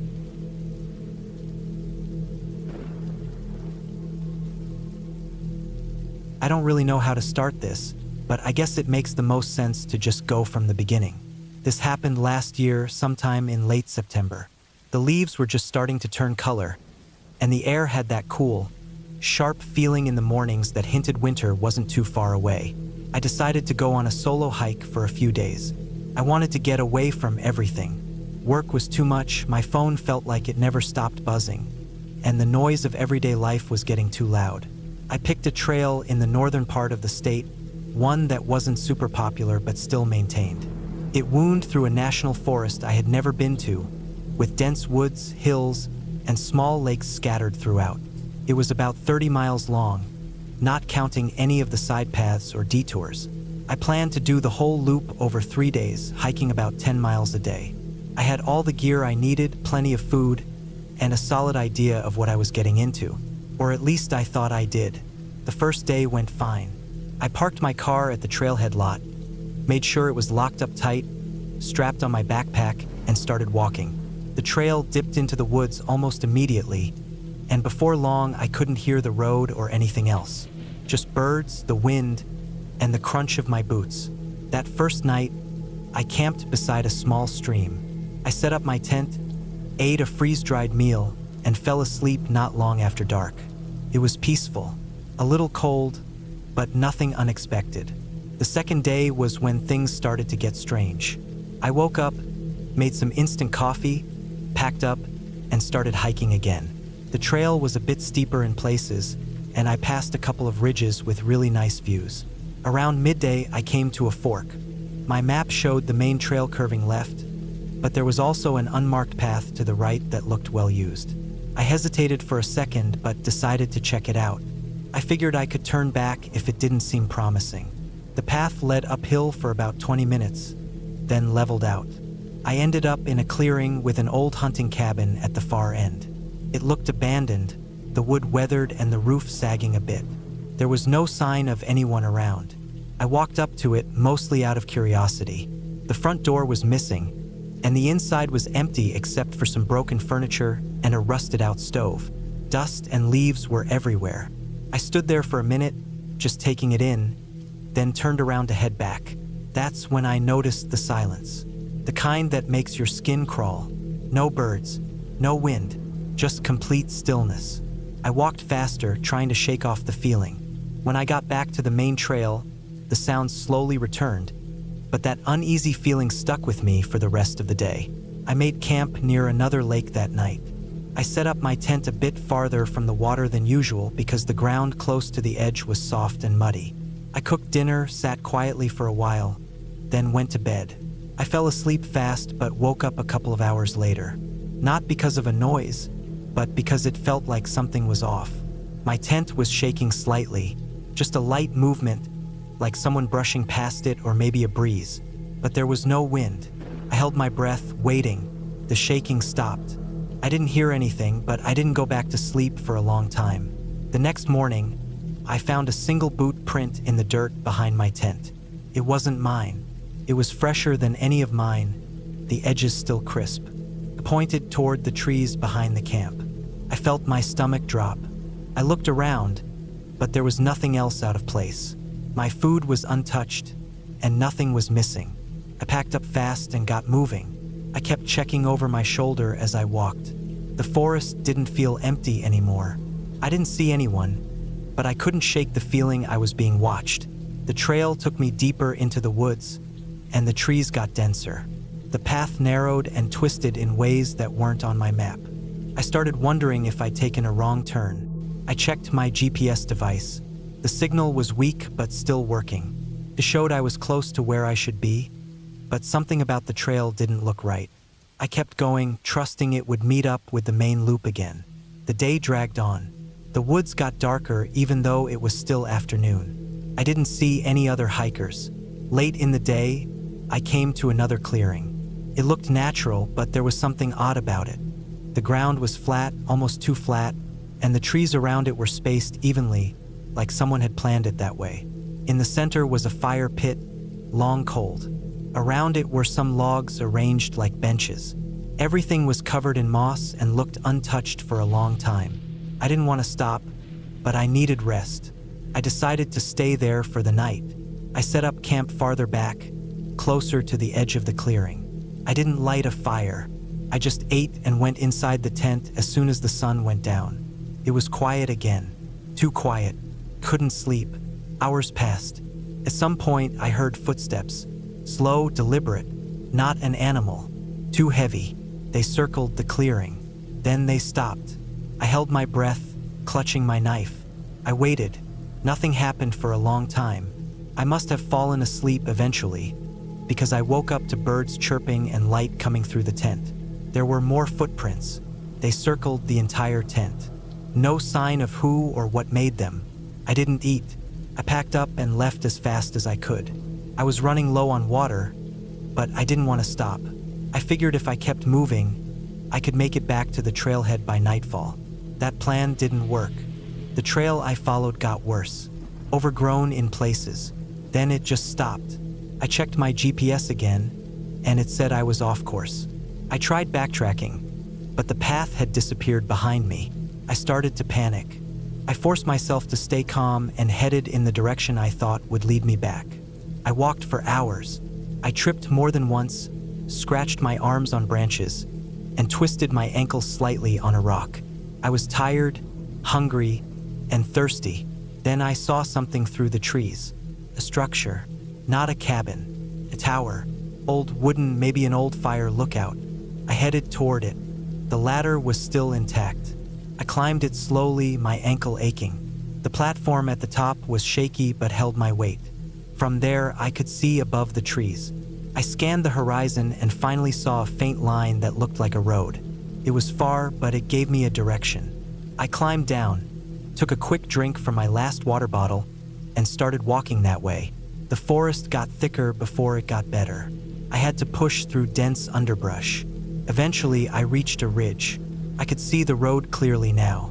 It was still a couple of miles away, but I knew I could make it. I made it out by nightfall. I must have looked like a mess. My face was scratched, my clothes torn, and I was limping. I followed the road until I saw a ranger station. It was closed, but there was a bench outside. I sat there and didn't move for a long time. The next morning, someone found me. A ranger driving and checked on me and took me back to my car. It had been untouched, sitting there like nothing had happened. I didn't tell them everything, just said I got turned around and ended up off the trail. They warned me to be more careful. I nodded and thanked them. I haven't gone hiking alone since. I still go on short trails, but always with someone else. I never found out who or what was out there in the woods with me. I don't want to know. All I know is something was wrong, deeply wrong. The silence, the footprints, the feeling of being watched. It all felt too human to be an animal, but too strange to be just a person passing by. Whatever it was, it didn't want me there. And I listened. I haven't been back.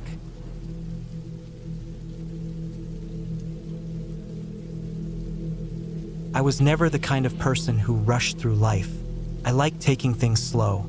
I liked the sound of gravel under my boots, the smell of pine in the air, the soft rustling of leaves brushing against each other. That's why hiking always felt like a natural fit for me. It was the only thing that made sense in a life that often felt too noisy. That summer, I decided to take a week off work and head out to a place I hadn't been before. Clear Ridge Trail, tucked away in a lesser-known area of Montana. I had read about it online. It wasn't famous. It didn't have Instagram posts or trendy campsites, but that's what drew me to it. The few people who wrote about it said it was peaceful, isolated, and had views that stretched for miles. It also wasn't technically on any major national park maps anymore because the trail had been partially decommissioned. But to me, that just meant fewer people, less litter, and a quiet that you couldn't find in the busy parks. I drove out there with everything packed carefully in my trunk: tent, stove, water purifier, map, compass, survival gear, and enough food for 5 days. I arrived at the old trailhead early in the morning. The air was cool and the ground was dry. There were a few faded signs that looked like they hadn't been updated in years. The gravel parking lot was empty. My car was the only one there. I double-checked my pack, locked the car, and started walking. The first few hours were uneventful, just how I liked it. The path cut through thick woods and then opened up along the edge of a wide valley.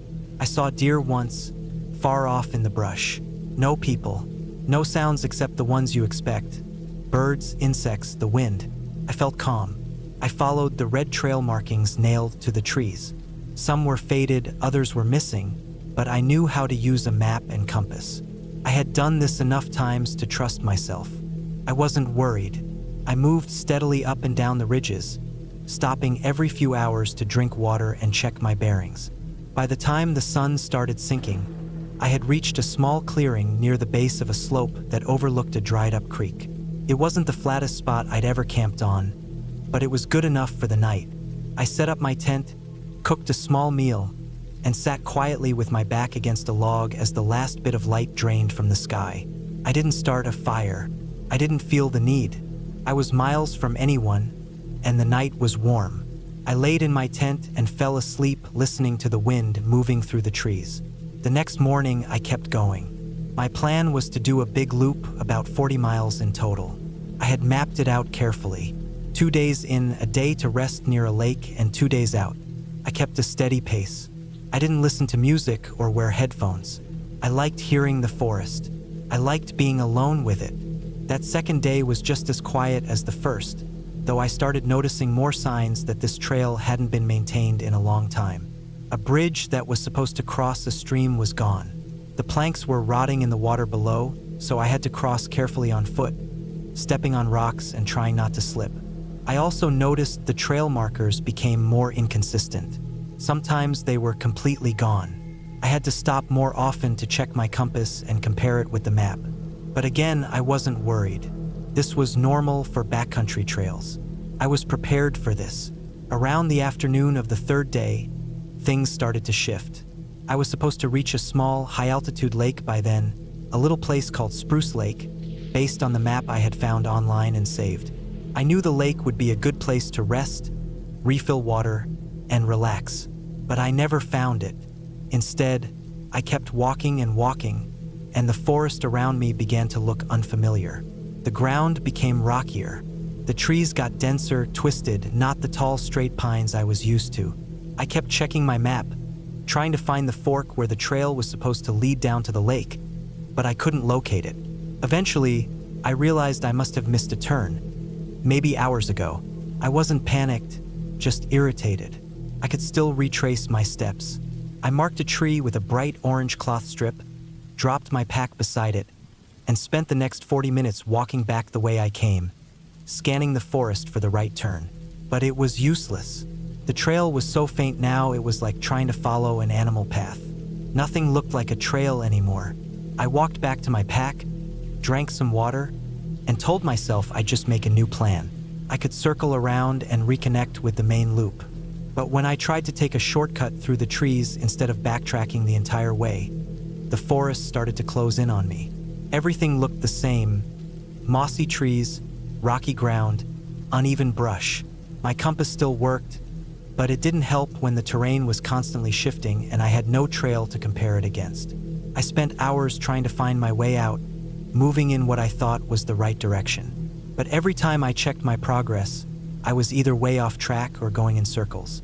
That night, I made camp on a narrow slope between two fallen trees. I barely slept. The fourth morning, I woke up to a strange feeling. I wasn't sick, and I wasn't hurt, but something inside me felt off. Maybe it was the cold sweat I had during the night, or maybe it was just how quiet everything was. I hadn't heard a bird in hours. Even the wind had stopped. It was the kind of silence that gets under your skin, that makes your heartbeat sound too loud. I packed up quickly and kept moving, sticking to the same direction using the compass. I didn't stop to eat. I just drank water and walked. At some point around noon, I saw something that made my stomach twist. A torn boot sole hanging from a tree branch. Not new, not ancient either, but it hadn't grown there naturally. Someone had put it there.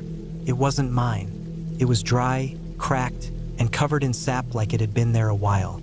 A few feet away, I saw an old backpack crushed under a log, half buried in dirt and leaves. I didn't go near it. I kept moving. By now, I had scratches up and down my arms and legs from pushing through the thick brush. My clothes were damp from sweat. My calves burned from climbing. I started yelling sometimes, just to make noise. I think part of me hoped someone might hear, but nothing ever answered back. I rationed the rest of my food that night and tried not to think about how much I had left.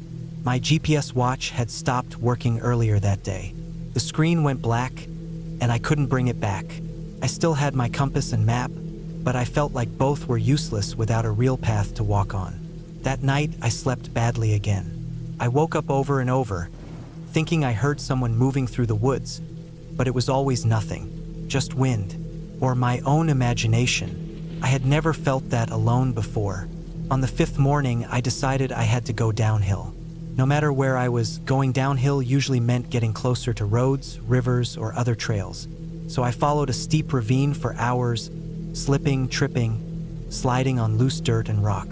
I cut my hand open on a sharp root and had to stop to clean it with what little antiseptic I had left. The sun was high when I saw it, what looked like an old trail or service road far below. It wasn't paved, just a wide dirt track with ruts and weeds, but it was clearly man-made.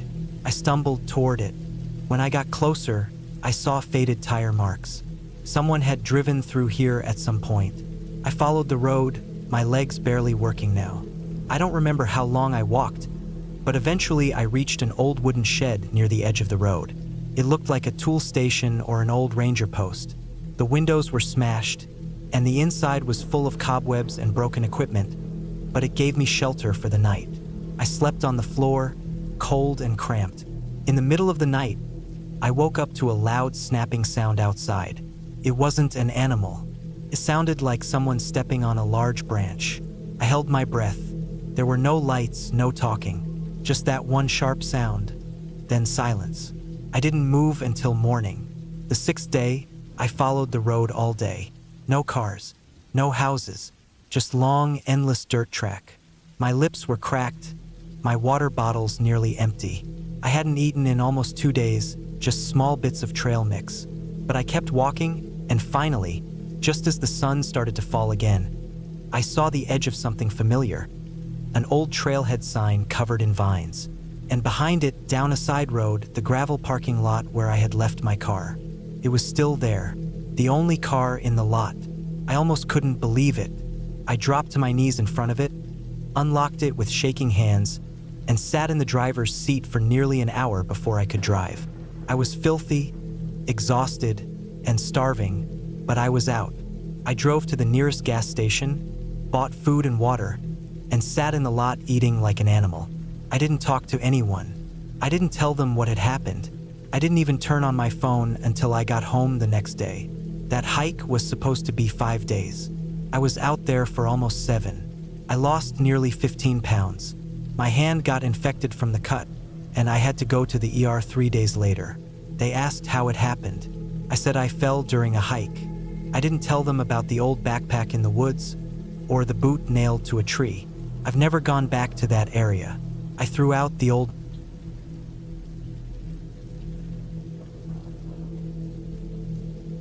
I don't really like thinking about what happened that summer, but I do anyway, especially when I'm walking alone or see something that reminds me of the trail. I was 34 back then, living in Colorado, and had just gone through a rough few months. Work stress, my relationship falling apart, and just that feeling of needing to be alone for a while. I'd always loved hiking, and going solo into the wilderness gave me peace. It helped clear my mind. That's what I thought I needed. Something quiet, somewhere deep in the backcountry, away from roads, noise, and people. I started planning a multi-day hiking trip. I wanted to go somewhere new but not too far from home. I settled on a spot in the Uncompahgre wilderness, less crowded than the popular places, but with enough trails to get lost in nature for a while. My plan was to hike a loop over 4 days, staying off the beaten paths, sleeping in my tent, carrying all my food, gear, and maps. I trained for it, packed carefully, checked the weather, and left early one morning in mid-August. The first day was perfect. The air was cool, the skies were clear, and everything felt right. The trailhead wasn't busy. I saw a couple of trucks parked but didn't pass anyone on the trail. That was fine by me. I followed a marked trail through pine forests, gradually climbing. By the time I reached my planned campsite near a small creek, the sun was going down behind the hills. I set up my tent, ate a freeze-dried meal, and sat quietly, listening to the sounds of the woods. The wind in the trees, the trickle of the creek, the distant call of birds. That night, I slept easily. The second day was longer. I had about 14 miles to cover with elevation gains and rough sections. I started early, hiking steadily, stopping to rest when needed. My legs ached by mid-afternoon, but the views kept me going. Jagged peaks in the distance, quiet alpine meadows, a few mountain goats off on a rocky slope. Still no other people, which felt strange but also peaceful. I camped on a ridge that night with a wide view of the valley below. There was no cell service out here, but I'd brought a GPS device with an SOS button just in case. I checked my position and sent a location ping to my brother so he'd know where I was if anything went wrong. It was something we agreed on before I left. I made another simple dinner, stretched my legs, and went to bed early. The next morning, I decided to explore a shortcut I saw on the map. It wasn't part of my original plan, but it looked like it would cut through a narrow pass and save me a few miles. The topo map showed a faint dotted trail, unmaintained but still marked. It seemed doable. I figured I could reach my next planned camp before sunset if I moved quickly. So I packed up and took the side path, heading toward the pass. The trail was overgrown but visible, at least at first. It led me through denser trees and steeper terrain. After about an hour, the ground turned rocky, and I lost the trail a couple of times. I kept checking my map and GPS, trying to stay on course. That shortcut was a mistake. The trees thinned, the wind picked up, and the slope steepened. I was pushing through brush and scrambling over rocks when I slipped on a patch of loose gravel and went down hard. My left leg twisted under me, and pain shot up from my ankle. I lay there for a second, catching my breath, trying not to panic. I moved my foot and winced. It wasn't broken, but it hurt bad. Probably a sprain.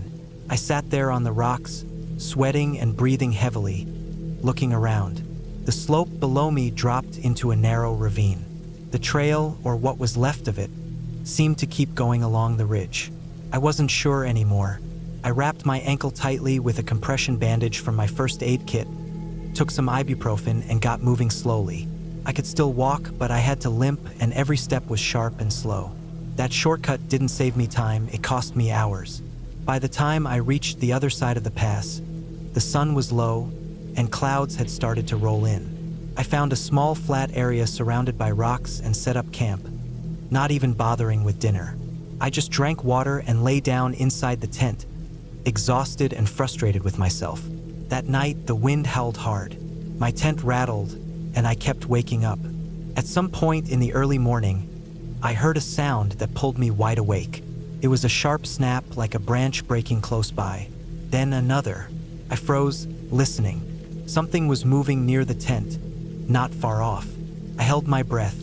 The noise didn't come closer, but I lay awake for a long time, heart pounding, until it faded. I told myself it was probably just deer or something similar, but still, I didn't sleep again until near dawn. The fourth day was supposed to be my last on the loop. I planned to head down into the valley and follow the trail out to the road where my truck was parked. But I wasn't even sure where I was anymore. That shortcut had thrown me off. The GPS signal was weak, and the map didn't match what I saw. I started walking in the direction I believed was right, following a dry stream bed downhill. The trees grew thicker again, and I had to bushwhack through undergrowth. My ankle throbbed worse with every step. The ibuprofen helped, but I could feel it swelling. Around midday, I saw something that made my stomach twist. A torn backpack lay tangled in some underbrush. It was old, faded, covered in dirt, with one strap ripped clean off. I stopped and stared at it, unsure if I should go closer, but I did. Inside, there was nothing but scraps of clothing, an empty water bottle, and some ruined paper maps. No ID, no wallet, no name. Just left there, abandoned. Something about it made my skin crawl. I moved on, now more anxious than ever. I started marking trees with small sticks or scratching bark to keep track of my path. I didn't want to get turned around. By mid-afternoon, I realized I was walking in circles. Some of the markers I'd made earlier appeared again, even though I thought I'd been heading straight. My head started pounding from dehydration and stress. I forced myself to stop and drink more water. My supply was low now. I only had one full bottle left and whatever I could filter from streams, but I hadn't seen any water since morning.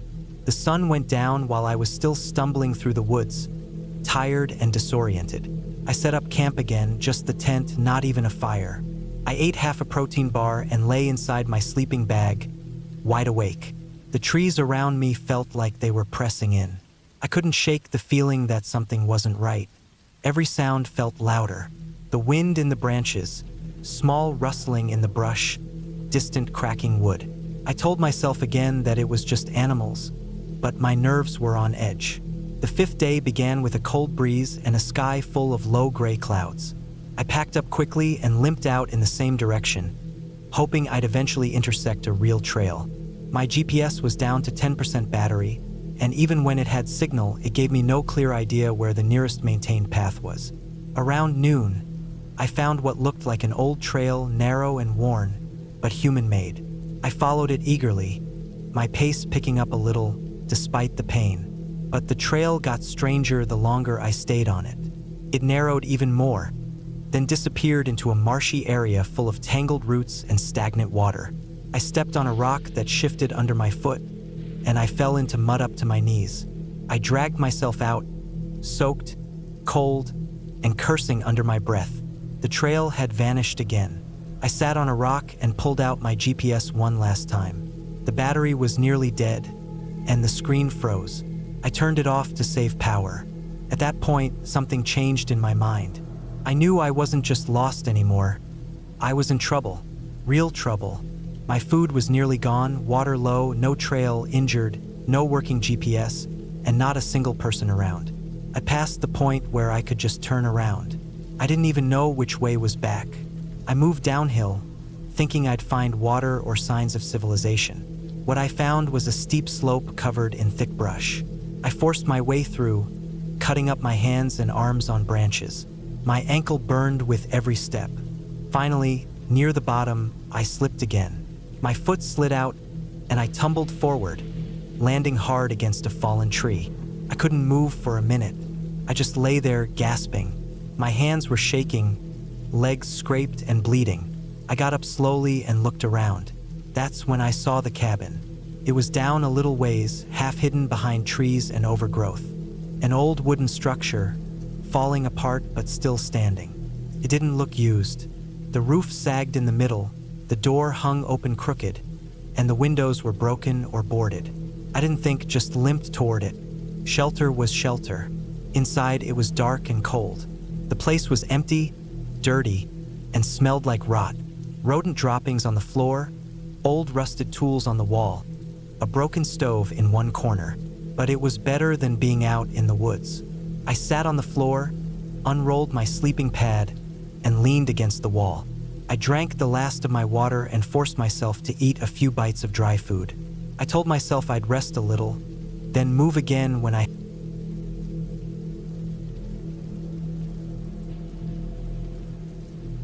was never someone who loved cities. I grew up around farmland and backroads, and being outside just made sense to me. After college, I moved to Denver and slowly got into solo hiking. At first, I'd hit local trails near Boulder or Golden just on weekends. But over time, I started pushing deeper into the mountains, further away from people. I wasn't doing it to prove anything. I just liked the quiet. I liked the simplicity. No phones, no traffic, just me and the sound of boots crunching on dirt or leaves. It was late September, and the weather was starting to shift.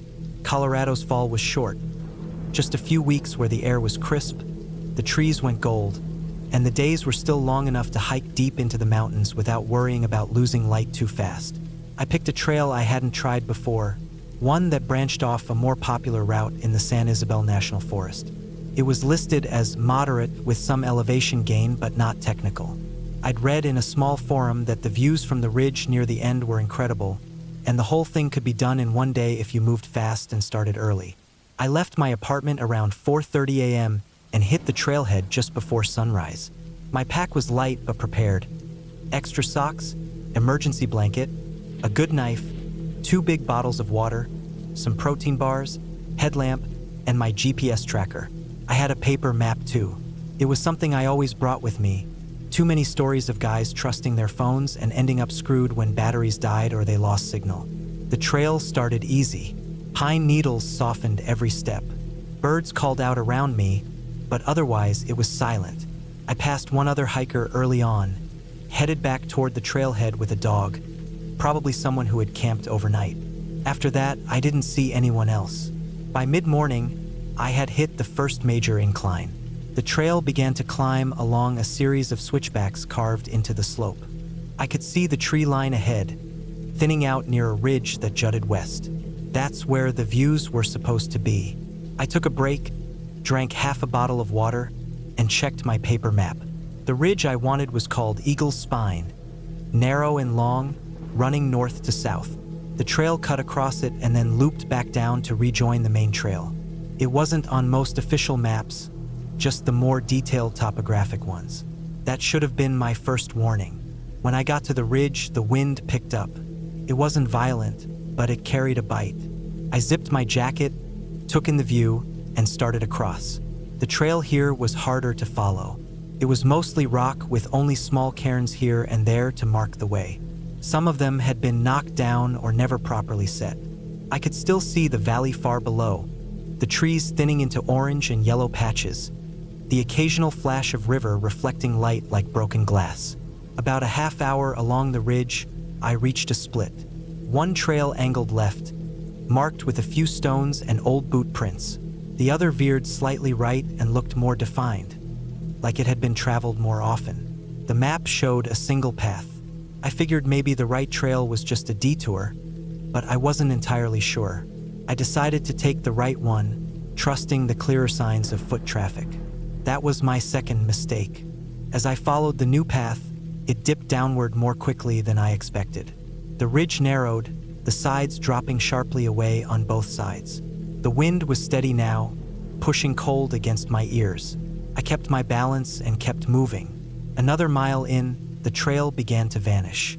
What looked like a defined path had thinned into patchy dirt, then broken rock. I checked my GPS. The tracker had lost its signal about 20 minutes earlier. I pulled out the paper map and realized I had gone off route. The ridge I was on wasn't Eagle's Spine. It was a different outcropping to the west. There was no trail marked here. The boot prints I had followed might have been from someone else who made the same mistake, or someone who never came back. I considered turning back right away, but I was already deep in. The slope to my left looked manageable, wooded, not too steep. I thought I could descend that way, then cut east through the forest and eventually reconnect with the main trail. It would take longer, but it would avoid climbing back along the narrow ridge. I started down carefully, sliding between trees and loose rock. I took my time, watching every step. After about 40 minutes, I was in thick forest. The sky was still bright, but the tree canopy was so dense it felt like dusk. There was no trail here, just miles of forest and old fallen logs, patches of snow clinging to the shadows. I kept pushing east, checking my compass and trying to keep a straight line. That's when I heard it, a low thump. It didn't come again, but it didn't sound natural. It sounded heavy, like something large landing hard in the dirt. I froze and waited. Nothing moved. I kept going. A few minutes later, I heard it again, closer this time. Thump, then another. It didn't sound like an animal walking. It was too slow, too heavy, like deliberate steps. My gut tightened. I turned north, thinking maybe I'd loop back to the original ridge and find the real trail again. But the forest was thicker that way, the slope rising steeply. I had to scramble over slick rock and mossy logs, and I could feel my legs burning. That's when I realized I was being followed. Not in a dramatic way, not like in movies, but in that quiet, steady way that makes your brain pick up on patterns without needing sound. I'd stop and everything would be still. Then I'd move and somewhere behind me, far back but always just behind, there'd be a branch crack or a soft crunch of leaves. It wasn't wind. It wasn't animals. It was paste. It mirrored me. I kept moving faster now. My breath got short. I felt sweat running down my back, but the air was cold. I didn't want to run. If I twisted an ankle or fell, I'd be screwed. But I also couldn't keep dragging this out. I started weaving between trees more deliberately, hoping to break whatever line of sight was behind me. I went uphill hard, then doubled back down a game trail and crouched low behind a rock outcropping. I stayed there for maybe 5 minutes, barely breathing. I heard nothing. Maybe I'd lost it, or maybe it was never anything. But then I saw it. A man. He was maybe 40 or 50 feet away, walking slowly between the trees where I had been a minute before. He wasn't wearing hiking gear, just jeans, a dark jacket, and boots. His head turned slowly side to side, like he was scanning. He didn't carry a pack. No water, no gear, nothing. He didn't call out, didn't whistle, just moved, quiet and slow. I waited until he passed out of view, then moved the other direction. I went low, using the slope to hide myself. I didn't know who he was or what he wanted, but no one dresses like that for a hike this far out. And no one moves that quietly unless they're trying not to be heard. I kept heading downhill, angling toward a dry creek bed. It was filled with rock and loose dirt, but it was open and I could move faster there. I followed it for over a mile, slipping a few times, scraping my hand on sharp stone. I didn't stop. I didn't look back. Eventually, I found an old campsite, just a fire ring and a few rusted cans crushed into the dirt. I checked my map again.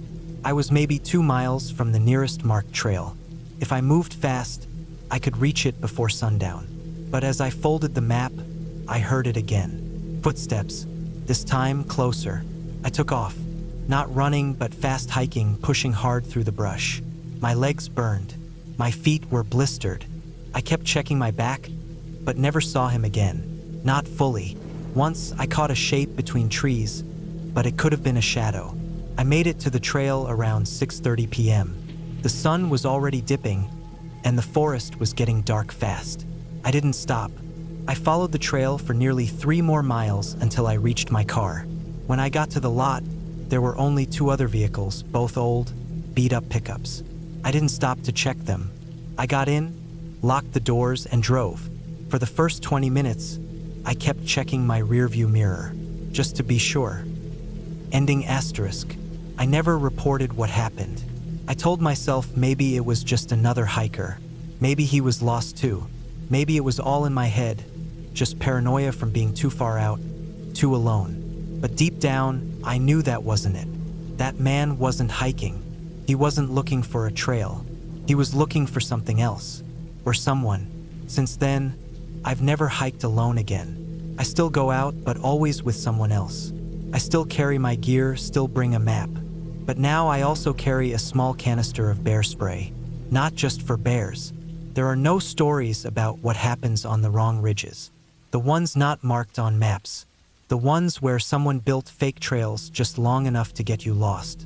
And if someone follows you there, you better be ready to find your way back out before dark.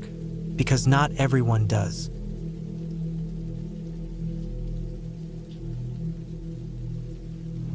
It started out as a simple solo hiking trip. I had a few days off work, and I wanted to get away from the city and breathe some fresh mountain air. I packed everything I needed: tent, food, water, clothes, and my old hiking boots that had been through countless trails with me. The plan was to hike up through the Black Ridge Trail in Colorado, a less popular route that curved around the back of the ridge and led to a small alpine lake. I found it on a forum, and it seemed like a hidden gem, which meant fewer people. That's what I wanted. Just me and nature.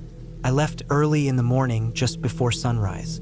The road to the trailhead was rough, gravel in some spots, and full of potholes.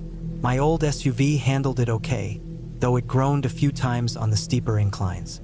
By the time I parked at the trailhead and got my backpack on, the sky was fully lit, blue and clear. It looked like a perfect day. The first few hours were peaceful. Birds chirping, pine needles underfoot, a light wind in the trees. I didn't see anyone else on the trail, which I expected. It wasn't a well-traveled route. I followed the path uphill, winding through tall pines, then through thick underbrush that scraped against my pants. There were no trail markers after a certain point, just a faint path in the dirt, but I had my GPS watch and I marked waypoints along the way. After a few hours, I stopped for lunch near a small stream. I sat on a rock, took off my boots to air out my feet, and ate a peanut butter sandwich and a granola bar. I filled my bottle from the stream using my filter. Everything felt right, the kind of quiet that makes you forget the noise of everyday life. I hiked for several more hours that afternoon. The trees thinned as I climbed higher. The wind got cooler. By early evening, I reached a flat area where I decided to set up camp. There was a small clearing surrounded by spruce trees, with enough space for my tent and a small fire. I set up my tent, gathered some firewood, and got a small fire going as the sun began to dip behind the ridge. I made a quick dinner of freeze-dried pasta and sipped hot tea as the air got colder. The fire crackled softly. Still no sign of anyone. I liked that, but a small part of me felt a little too alone. It wasn't fear, just a quiet awareness. I zipped myself into my tent by 9, checked my GPS one more time, and drifted off to sleep. I woke up around 3 a.m. to a sound outside my tent. A crunch, then another, like someone stepping on dry twigs. I held my breath and listened. My heartbeat thumped in my ears. Another crunch, this time closer. I slowly reached for the small hatchet I kept near my sleeping bag. I didn't unzip the tent or make a sound. I just waited. After a minute or two, the sound stopped. I sat there, frozen, staring into the dark fabric of the tent. My ears strained for anything else, but all I heard was the wind. Eventually, I convinced myself it might have been a deer. I lay back down, still gripping the hatchet, and didn't fall asleep again. The next morning, I stepped outside and looked around the campsite. Nothing seemed disturbed. I checked for tracks but didn't see any clear ones. Whatever it was, it hadn't gotten close enough to the tent to leave marks. Still, I felt uneasy. I debated going back but told myself I was being paranoid. I packed up and kept going. The trail climbed steeply after that. The higher I got, the more rugged the terrain became. I crossed a few snow patches. Even though it was summer, the air felt thinner. I moved slower. By late afternoon, I reached the alpine lake. It was smaller than I expected, ringed with boulders and patches of stubborn snow. The water was clear and icy cold. I set up camp again, this time near a rock wall that offered some protection from the wind. I didn't bother with a fire that night since there was no wood at that elevation. I heated dinner with my small stove and crawled into the tent before sunset. I felt more exposed there. Fewer trees, open sky, jagged peaks all around. Beautiful, but it made me feel small. I heard nothing that night. No animals, no wind, just silence. The kind that hums in your ears because there's absolutely nothing else. I fell asleep eventually, but it was restless. The next day was when things started going wrong. It began small. My GPS watch wouldn't sync with the satellite. I waited, moved around, climbed a rock to get a clearer view of the sky. Still nothing. I had my paper map and compass as backup, but I liked having the watch as confirmation. Then I noticed my phone was dead. That was strange because I hadn't used it. It had been on airplane mode since the beginning of the hike, just for emergencies. I pulled out the power bank I packed, but it was dead too. I didn't understand how that was possible. It had been fully charged. I told myself again it was fine. I had my map. I marked my route on it. I knew where I was. I decided to start heading back down that morning. I didn't want to spend another night up there. I followed the same trail down, or at least I thought I did. First, everything looked familiar. Same patches of snow, same boulders. But after an hour or two, something felt off. I came to a clearing I didn't remember. The slope of the land felt different. I checked my compass. It pointed the right direction, but my gut told me I was drifting. I kept going. Trees closed in again. The trail faded. I stopped, turned around, tried to retrace my steps. Nothing looked the same. I started to sweat, even though it was cool. My legs burned from the downhill strain, and my shoulders ached under the backpack. I checked the map again and again, but without the GPS, I couldn't confirm anything. By mid-afternoon, I was walking without any clue if I was going the right way. I wasn't lost, not yet, but I knew I was in unfamiliar territory. I rationed my water, slowed down my pace. The woods felt thicker. Shadows stretched longer. Every sound made me stop and look around. A squirrel darting up a tree, a branch snapping in the wind. Then I found something that made my blood run cold. It was a campsite, not mine, an old one. The fire pit was cold and filled with ash. The tent was collapsed, half covered in moss. A torn backpack lay beside it, weathered and sun-bleached. I poked around carefully. The gear looked years old. Moldy sleeping bag, rusted cookware. No sign of a person, just left there, like someone abandoned it in a hurry. I didn't stay long. Something about it felt wrong. I backed away and moved fast. I tried to climb to higher ground to see if I could get a view, but the trees were too thick. The light began to fade. I had no choice but to set up camp again. That night, I barely slept. I kept thinking about that old campsite. Who had left it? Why? What happened to them? I stared at the tent ceiling for hours, listening to the forest. At one point, I thought I heard movement again. Footsteps, slow and steady. But when I sat up and held my breath, they stopped. I waited, heart pounding. Nothing. Maybe it was my imagination. Maybe I was too tired. The next morning, I started moving at first light. I kept going downhill, even though the slope didn't match what I remembered. I walked for hours. My legs felt like rubber. I stumbled more than once. At one point, I slipped on loose gravel and scraped my hand bad enough to bleed. I wrapped it with a bandana. No time to stop. By afternoon, I found a narrow path. It looked like an animal trail, but it headed downhill, so I followed it. After another hour, I saw something that gave me a flicker of hope. An old wooden post, broken and weathered, with the faint trace of paint on it. It looked like an old trail marker. I followed it.